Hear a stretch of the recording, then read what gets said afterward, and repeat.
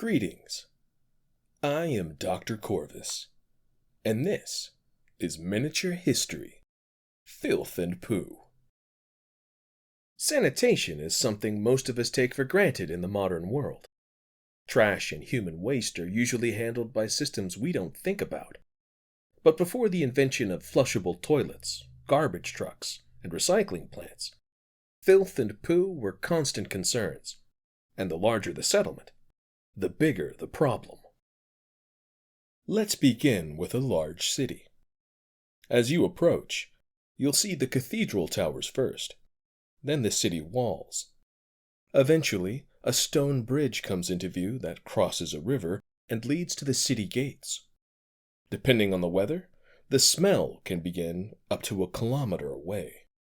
Rotting food, human waste, and decaying trash blend together into the unique aroma of civilization.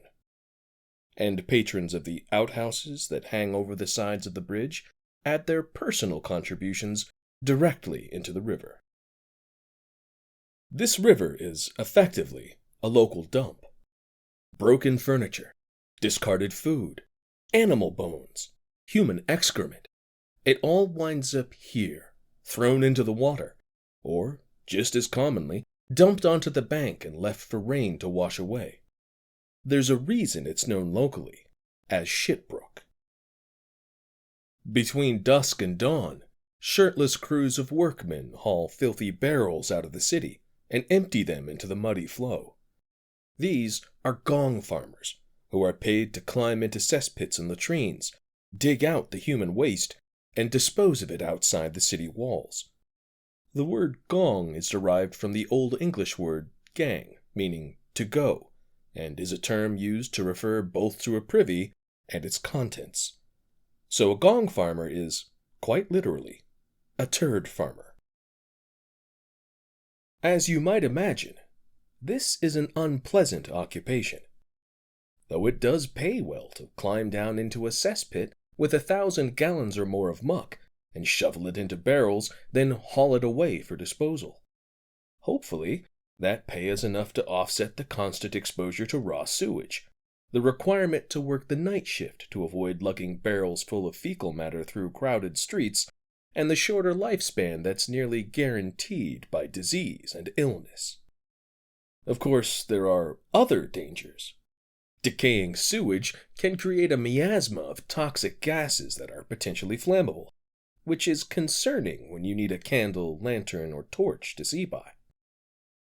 Cesspits and latrines aren't built according to any safety codes and can collapse, a problem exacerbated by the decaying nature of their contents.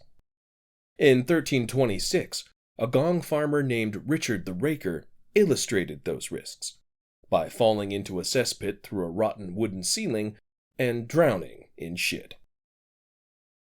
Unfortunately, even with the public latrines, bridge outhouses, and the nocturnal work of the gong farmers, there is still a vast amount of unmanaged filth in the city.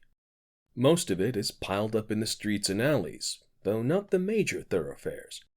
The main roads through town are lined with shops, inns, and estates, and as the public face of the city, are kept carefully clean. As you get closer to the slums, though, guard patrols cease, and without anyone enforcing rules of sanitation, things get truly filthy. The poorest parts of the city are a maze of muddy alleys as little as 3 feet wide. They're effectively open sewers, as trash and excrement are often thrown directly into the street. Over time, this has created a vile mud with an evil stench that grows nearly intolerable in the rain. Buckets and barrels of entrails, feces, and other trash are left outside of doorways, and rain, once more, adds to the foulness by quickly overflowing the containers, adding even more repugnant slop to the mess. In wealthier sections, you'll find wider roads, sometimes even paved with cobblestones, with ditches built into the center. Trash and poo accumulate there until rain washes it away, or perhaps a work crew collects the debris and delivers it to Shitbrook. In the main thoroughfares, while the drainage ditches are still present, much more effort is put into keeping the streets clean, both as a measure of civic pride and in an effort to keep the pests away. All that accumulated filth and poo leads to infestations of rats, dogs, and surprisingly, pigs. In fact, street pigs are such a problem that cities will routinely offer bounties on pig heads to curb their population. The frequency of these bounties reveals their lack of lasting success, and if the city can't even manage to contain the pigs, you can imagine how bad the rat problem must be. As a sobering reminder of just how filthy the streets become, in 1355, London's authorities ordered the population to stop dumping excrement in the streets and ditches around the Fleet prison, because they're afraid it's adversely affecting the health of the prisoners.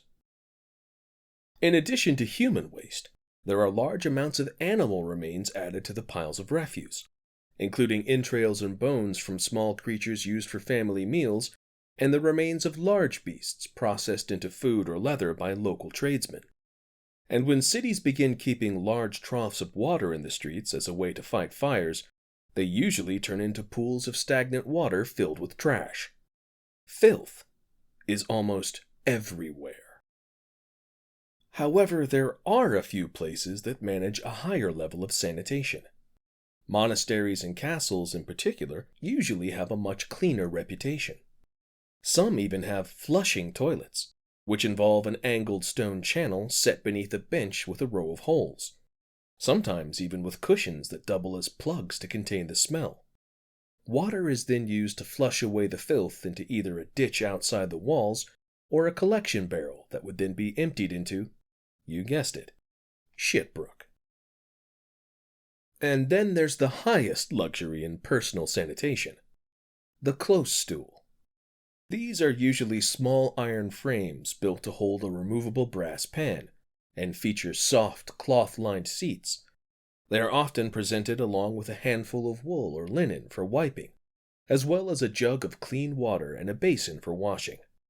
Once a deposit has been made, a servant is tasked with disposing of the results. Over time, conditions did improve, as laws and restrictions were passed to address the growing sanitation concerns. These included the hiring of professional swine killers, and potentially stray dog and rat catchers as well. They were paid by the head for larger animals, and likely by the bunch for rats. Restrictions on preparing furs and tanning leathers during daytime, to reduce the offensive smells generated by those trades. Fines levied for dumping excrement in the streets, or leaving dung, empty barrels or crates, or debris outside of homes. Laws passed to prevent dumping trash, excrement, or rubbish in rivers, which became necessary as the filth had accumulated to the point that the water could barely move. The slaughtering of large animals became forbidden within the city. Special areas were set up outside the walls for this purpose. And eventually, a royal fine of £20 was imposed on anyone caught polluting ditches, ponds, lakes, or any other waterway. When a successful minor tradesman could expect an annual income of roughly £5, this was a devastating punishment. Here are a few ideas for including some of these concepts in your campaign. We're all familiar with the city rat trope. Instead of dealing with giant rats in a tavern cellar, send your party into the slums to catch street pigs. Squealing swine covered in slippery sludge, some of which are large, aggressive, or disease-ridden, is bad enough. Now imagine trying to capture or kill them in cramped alleyways littered with ankle-deep trash and sewage, surrounded by shacks that aren't structurally sound, and things are bound to get interesting. Any nocturnal adventures within a city run the risk of encountering gong farmers, crews of 2 to 4 workers pulling handcarts full of barrels. Those barrels could be full, empty, or somewhere in between, but they're guaranteed to be unpleasant. Gong farmers aren't known for their social skills, and it's a lonely profession. A charismatic character might end up getting a lot of attention from someone they'd prefer to avoid. Alternatively, a cart filled with barrels of human waste could become a highly entertaining obstacle for any combat encounter. Bridges in cities and towns often include outhouses that hang over the edge of the bridge. These are actually one of the most sanitary options available to most of the poorer residents, but they're also a little precarious. In addition to serving as a potential hiding spot for a bridge ambush, these outhouses could be sabotaged fairly easily to dump an unfortunate victim into the filthy river below, and, of course, anyone passing beneath one of these bridges should be especially wary of gifts from on high. The Time Traveler's Guide to Medieval England by Ian Mortimer provided the majority of the facts presented here, though Wikipedia provided additional details about gong farmers and the awful fate of Richard the Raker. Once again, I am Dr. Corvus. Thank you for joining me for Miniature History, Filth and Poo. For more of my content or to acquire my services as a voice actor, visit drcorvus.com.